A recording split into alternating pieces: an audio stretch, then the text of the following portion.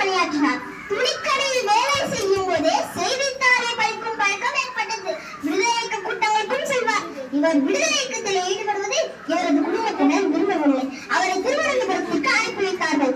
அங்கு அவரது மற்றொரு தாய்மாமன் காய்கறி கடை வைத்திருந்தார். கடையில் வேலை செய்ய ஆரம்பித்தார். அங்கும் அவர் விடுதலை இயக்க பணிகள் தொடர்ந்தன.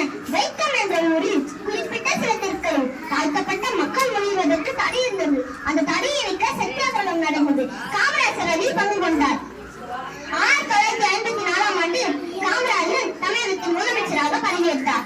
கல்வி, தொழில், பொருளாதாரம், விவசாயம் ஆகிய பல துறைகளில் தமிழ்நாடு வியக்கத்தக்க முன்னேற்றத்தை கண்டது. செயற்கரிய செய்பவர்கள் பெரியவர்கள் என்பதை உணர்த்தும் வகையில் காமராஜர் அவர்களும் பல்வேறு நலத்திட்டங்களை கொண்டு வந்தார். கிராமங்களிலும் பள்ளிகளை கொண்டு வந்தார்.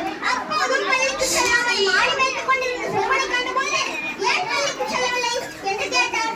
அவனும் பள்ளிக்கு சென்றால் வயிற்றுக்கு என்ன செய்வது, மாடு வைத்தால் தான் சாப்பாடு என்று கூறியது அவரை வருத்தத்திலாகியது.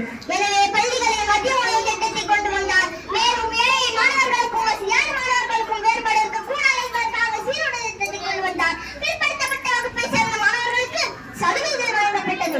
எஸ்எல்சி வகுப்பு துறையில் கல்வி இலவசமாயிற்று. காமராஜர் ஆட்சியில் கல்வி பொது உடைமையாயிற்று. காமராஜர் ஆட்சியில் இருந்து 9 ஆண்டுகளும் பொற்காலமாகும். பின்னர் 2/10/1963 காமராஜர் தமிழகத்தின் முதலமைச்சர் பதவி விட்டு விலகினார். 2/10/1975 காமராஜர் அமரனானார். திண்டியில் காந்தி மண்டபத்திற்கு பக்கத்தில் காமராஜருக்கு நினைவாலயம் எழுப்பப்பட்டது. படிக்காத மேலே காமராஜருக்கு பாரத ரத்னா பட்டத்தை அளித்து இந்திய அரசு பெருமைப்படுத்தியது.